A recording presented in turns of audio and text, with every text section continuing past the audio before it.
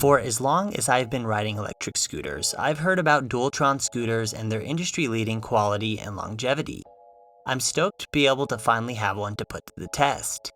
I finally get to see if Dualtron really does make the world's best electric scooter like this box says.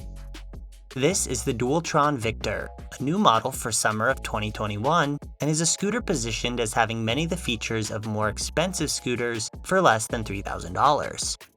The Victor retails for $2,700, which is no small amount to spend, so I did buy the scooter with very high expectations. A glance at the specs shows that, at least on paper, this scooter delivers top-end features for the price.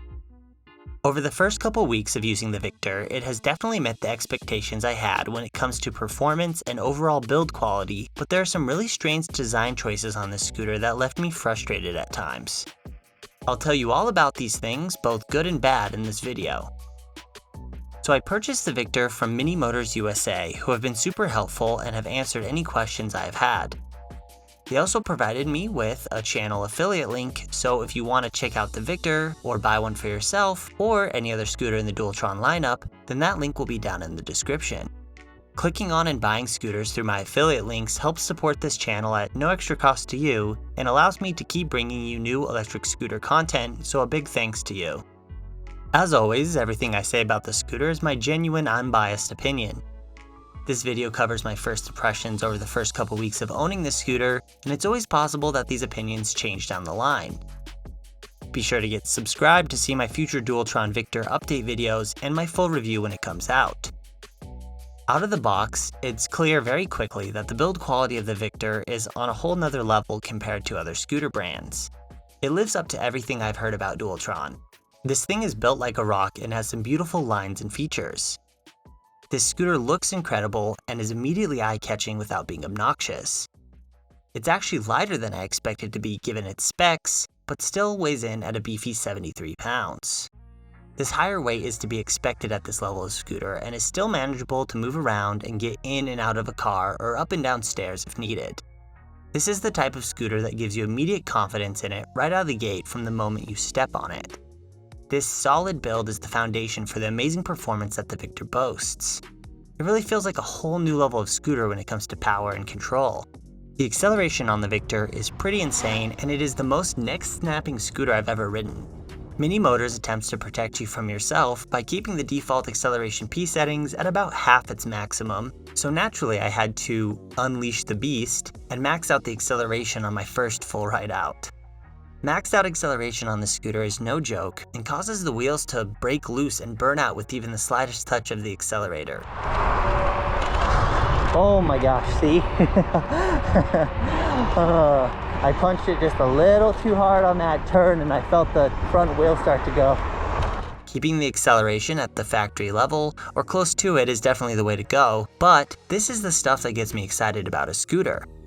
I love the fact that the acceleration can be set so high and powerful. I like feeling like the Victor is a sort of beast that has to be contained and could be unleashed with the change of a single setting. The braking power of this scooter is on par with the insane acceleration. Dual hydraulic disc brakes, combined with the power of electronic braking, makes this scooter stop on a dime. The factory electronic braking level is set to 1 out of 5, and even that is enough to send you over the handlebars if you aren't careful. I turned the electronic braking off, just the hydraulic brakes have been more than enough braking for me, even from higher speeds. The Dualtron Victor also comes with an anti-lock brake system, or ABS, to help you maintain control of the scooter and prevent the brakes from locking up and skidding out even when they are fully engaged. The scooter comes with ABS turned off by default, so you have to go into the P settings and engage it. The control ABS gives you while braking is nice, but I haven't had a whole lot of time to use it and compare it to the ABS off. That will come in my full review. The user manual does warn that ABS could cause parts and bolts to vibrate loose over time, and I would rather avoid that if possible, so ABS will probably stay off except for testing. The Victor has an advertised top speed of 50 miles an hour, and while I have been able to get the scooter going that fast according to its own built-in speedometer, my GPS speedometer said I was going about 47 at the time. I don't know if the display reads a bit high or the GPS reads a bit low, but in any case, this Victor can get up to scary levels of speed. The Victor hits 40 miles per hour quite quickly, and then the speed really plateaus after this point. The scooter tends to stay around 44 miles an hour as its max consistent top-end speed. With downhill and a little tailwind, like in this clip, the highest speeds are possible. Maybe a nice max speed test here. 48, 49, 50. Oh, that's scary. Holy moly, that's scary. Yeah, bombing a hill like that. Little sketchy, to say the least. This scooter is clearly powerful and extremely fast, and I didn't find myself wanting when it came to pure performance. The range of the Victor has been really impressive, and while I will do a real range test for this scooter in the coming weeks, I easily have gotten 30 plus miles on dual motor turbo Gear 3 riding. That blows my other scooters out of the water, and this is the first scooter I own where I don't get range anxiety and constantly check the battery level. Just hopping on the Victor and cruising for multiple hours is easily doable. Keep an eye out for the full range test to see the real-world range capabilities of this scooter. Let's walk through all the components and sections of this scooter, and I'll touch on what I like about it and what I think could be better. Starting at the top of the scooter, the Victor comes outfitted with folding handlebars, a mini motor eye display and throttle, the switches that control the motor modes, the hydraulic brake levers, and some standard slide-on Dualtron branded handlebar grips. This is my first scooter I've owned that has the mini motor's eye throttle, and I already am a huge fan.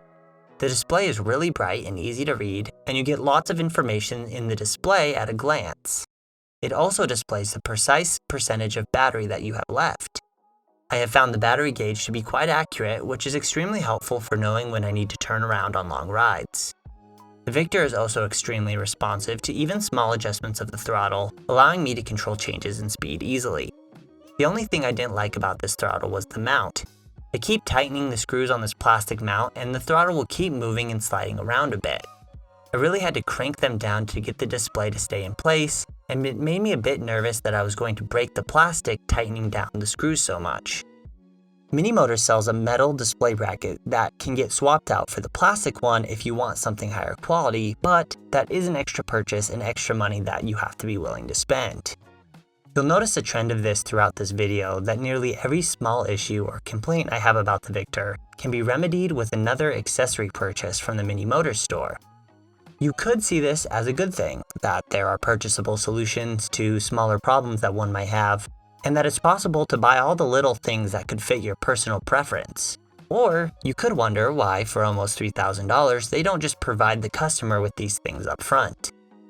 I'll talk about this more throughout the video as these specific instances come up. Moving over to the other side of the handlebars, these motor mode buttons do have an extremely satisfying click to them, but they present the same issue I have with these newer style buttons on other scooters, where you can't tell which mode is engaged without riding the scooter and clicking the buttons back and forth between modes. A small issue, I'll admit, but there have been a few times where I couldn't tell right away if I was in eco or turbo mode without clicking the button a few times and testing the speed. I might have been on eco mode that whole time, actually. I can't tell. It's really hard to tell the difference between turbo and eco. These slide-on handlebar grips aren't the worst grips I've seen on a new scooter, though they are a bit shorter than normal bike grips. I like the material, but I will always say that locking grips should be standard on electric scooters, especially on high-powered scooters like the Victor. The feelings of grips rotating around the bars at high speed, even a little bit, is awful. I know the tricks like using hairspray to keep slide-on grips in place, but I don't like having to essentially gum up my bars to get grips to stay on and not rotate. Locking grips are easy to put on, lock in place, and pull off to clean or replace. To be fair, the factory grips on the Victor don't move much while riding, but I still will be upgrading these to my favorite locking grips from Deity. I've already talked about the excellent performance of the brakes, but quickly I do want to say the Zoom hydraulic brakes have been generally great on the scooters they come on. These levers are a great length and only require one finger to fully activate. This is what I love to see and experience when it comes to braking on electric scooters, so props to Mini Motors for getting it right. The folding handlebars are a fine option for this scooter, and I know that Mini Motors really likes to ship their whole line of scooters with these folding bars. I go back and forth on these handlebars because on one hand, I got to experience how nice it was to have folding bars when transporting the Victor to film some shots in Vegas. Everything folded up nice and compactly, and it was surprisingly easy to get this scooter in the trunk of our little VW Jetta. On the other hand, they seem a bit out of place on such a powerful and heavy scooter.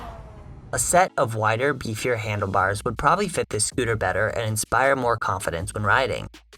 However, I totally get why some people like these bars, and if you're one of those, then I would say that these are probably some of the highest quality folding bars that you can get your hands on.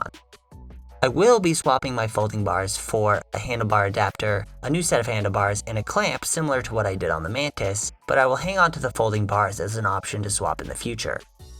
The last thing I wanted to note about the handlebars is that my Victor came with the handlebars mounted at a slight angle. After looking closely and unbolting the handlebar clamp, I found that the clamp has the holes drilled at the slightest of angles, causing the clamp to line up a little sideways. This is probably a rare occurrence, and I do have the handlebar adapter I mentioned previously, so the issue's a bit minor, but I thought I would mention it anyway. The stem of the Victor is super solid, as well as the folding clamp, which locks with 2 quick release levers. The whole stem and handlebar section has no wiggle when locked in correctly. I did notice that when put under pressure when accelerating and braking, the stem flexed noticeably. Not a crazy amount, but a bit to help prevent the stem snapping that we seem to see in other scooter brands. I think the fact that you never see posts or comments about Dualtron stem snapping online, and that other brands are redesigning their scooter stems to flex more, shows that Dualtron is ahead of others in many aspects of scooter design. Moving on to the deck, it's nice and wide with strips of grip tape running the length, a choice I like so far. The Victor also surprisingly has the longest length deck of any of the scooters I own, but it sure doesn't feel like it. This is because the Victor comes with no rear footrest like all the other high-end scooters I have. I ride almost exclusively with my back foot up on these rear rests as it gives me the most comfortable, stable riding position. If you count these tails as deck length, then the Victor actually has the shortest deck of all the scooters I've tried. I know people ride a lot of different ways and in different foot positions, but I do know that a large portion of people like to ride with their feet in the same position that I do. The first few days of riding this, I found myself shuffling my feet around to a bunch of different positions when I rode to try and find the most stable, comfortable riding position. No matter how I positioned my feet on the Victor, I felt awkward and got fatigued quickly. Once again, the Mini Motors accessory page solved my issue with their mountable handle/footrest. I also purchased the reinforcement bar to help prevent the handle from warping because I bought it primarily to use as a footrest, though the convenience of being able to lift it by the handle as well is nice. Let me tell you, this handle isn't a perfect solution, but for me, my overall ride experience was like night and day. This handle is a must-buy for anyone who likes to ride with their rear heel up. It helped with my back leg fatigue and helped me feel more stable. It did cost almost $100 after shipping, but it's definitely worth it, even if a strong case could be made for this handle just being included with the scooter that cost $2,700. Installing the handle made it impossible to use the included deck hook to lock the handlebars down, which is a bit annoying, but I much rather have the handle/footrest than be able to lock the handlebars down to the deck. The suspension on the Victor is a bit stiff from the factory, and the more I rode, the more I found myself wishing the stock suspension was a bit softer. I saw a comment from one of you guys saying that Dualtron suspensions soften over time, and I know that there are suspension cartridges available to purchase. Overall, the suspension does its job and the ride has been generally smooth and comfortable. The biggest thing is not having to worry that hitting an unseen bump or pothole will send you over the bars, and the Victor delivers on that. Now let's move on to what is easily the biggest mess and most frustrating part of the Victor: the tires, hubs, mudguards, and everything in this section of the scooter. I am lumping all these together because this area makes up over 90% of the issues I've had with this scooter. First, the mudguards. They're great quality, made of hard plastic that doesn't flex or whack on the tires at all, and they do a great job of blocking water and other stuff that could be flung up while riding, but on my first ride out, the screws in the rear mudguard just started falling out. When I stopped halfway on my first ride, I found one screw that had fallen fully out and another hanging on by its last threads. I also discovered that in order to get a tool in to tighten these screws, I would have to take the whole tire off the scooter. Extremely annoying, but it gets worse. While in Vegas recording, I finished up a ride and noticed that my rear tire had lost all the air. I thought this strange because tubeless pneumatic tires typically don't get flats this quickly or easily. I couldn't find anything in the tires themselves. Then I looked in the owner's manual and saw that they aren't tubeless, they're tube tires. I checked the Mini Motors website and nothing on the Victor page specifies anything about the tires. No mention of tube tires anywhere. I assumed that almost $3,000 was enough to get me tubeless tires similar to many other Dualtron models, but I was wrong. Okay, it's fine, I thought. I'm good at changing tubes, so it's not the end of the world. Let me pump this flat tire up to make sure it actually has a hole. Oh, wait, why can't I get my pump on the end of the valve? Oh, the valve is recessed back in the motor, so it's unreachable. So even if I do a tube swap, pumping up the new tube is going to be basically impossible. Cool. Well, I talked to Mini Motors, and I found out that you can reach the valves, you just need to make a run to the auto parts store and buy some valve extenders, cause, you know, what's an extra trip to the store and another $6 after spending $3,000, right? Now it's just a simple matter of making a routine tube change. I've done this millions of times. Oh, what is going on here? Why is the motor line running through the axle, and also the axle bolt, and how do I get this bolt off? Well, what followed all these questions was over 2 hours of the most excruciating, frustrating tire change I've ever done. I can say without a doubt that this is the most convoluted, difficult wheel setup ever. So that's 2 rear flats in 2 weeks of owning this scooter. And I was surprised to see that I'm not the only one who's had this experience, as I saw a post on our Facebook page for the Utah scooter riders that someone else had also gotten a rear flat on their Victor in the first few days. I don't know if there's something about the rear hub design that's causing the flats, or if it's a coincidence, but if I figure anything out, I will relay more info. I talked to Mini Motors about a tubeless swap or conversion in the future, and they said that they were looking to see if the Dualtron 3 tubeless setup would work on the Victor. So if that's possible, then I definitely will do that. If the rear flats continue, I would have to consider a solid tire swap. The last few things I noted about the Victor in no particular order are: 1. The battery takes an insane amount of time to fully charge from zero with just the included charger. The manual actually says it's over 20 hours to charge. The quick charger is much quicker at around 5 hours to charge, but again, this is something that you would have to spend $120 on. I'm not going to bother with this for now because I don't see myself fully draining the battery that often, and I can always charge overnight to get the scooter back up to full. Number 2, the slacker steering tube or stem angle really seems to help with stability at higher speeds, and it's great to see scooter companies considering the geometry of a scooter when designing a new one. Number 3, I didn't know if I would like the RGB lights on this scooter or if they would look childish, but they actually look super dope at night. Not much point keeping them on during the day though. Overall, the Dualtron Victor is a scooter that delivers for the money when it comes to power and performance, and offers some impressive features. If you're willing to deal with a few strange design choices and are willing to buy a few accessories to complete your ride, then this is an awesome scooter that seems like it would last a really long time. Expect to see this scooter a lot on the channel, and stay tuned for updates in the full review in the future. Check out the Victor at the link in the description. So, what did I miss? What would you like me to cover better in the full review? Go ahead and leave a comment below and get subbed for more Dualtron Victor and electric scooter content. Thanks, and see you in the next video.